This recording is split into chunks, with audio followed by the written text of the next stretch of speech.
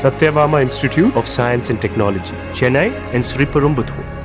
திராவிட முன்னேற்ற கழகத்தினுடைய நிதிநிலை அறிக்கையே மக்களை ஏமாற்றுகின்ற செயல். மேலும் திராவிட முன்னேற்ற கழகம் இந்த நிதிநிலை அறிக்கையை தாக்கல் செய்வதற்கு தகுதியை இழந்திருக்கிறது. அருகதையற்றவர்களாக இருக்கிறார்கள். ஏனென்று கேட்டால் 1000 கோடி ரூபாய் மதுபான ஊழல் செய்திருக்கிற திராவிட முன்னேற்ற கழகம் என்று மத்திய அமலாக்கத்துறை ஆதாரப்பூர்வமாக செய்தியை வெளியிட்டிருக்கிறது.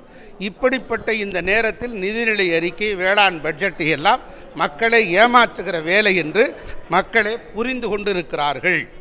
கூட இருக்கக்கூடிய கூட்டணியில் இருக்கக்கூடிய பிரேமலதா அந்த மாதிரி சொல்லியிருக்காங்க. இதை எப்படி நம்ம பார்க்கறது? ஏதாவது ஒரு கருத்தை வைத்து தேசிய முற்போக்கு திராவிட கழகத்தின் தலைவர் திருமதி பிரேமலதா அவர்கள் அப்படி சொல்லியிருக்கலாம். ஆனால் அண்ணா திராவிட முன்னேற்ற கழகத்தோடு தான் அவர் பயணித்து கொண்டிருக்கிறார்.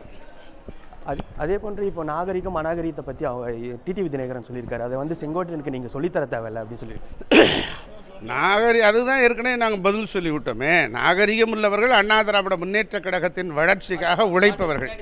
அநாகரிகம் மிக்கவர்கள் அண்ணா திராவிட முன்னேற்ற கழகத்தை வீழ்த்தி விடலாம் என்று நினைப்பவர்கள். இதுதான் நாகரிகத்துக்கும் அநாகரிகத்துக்கும் உள்ள பதில்.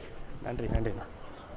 Satyabama Institute of Science and Technology, Chennai and Sriperumbudur.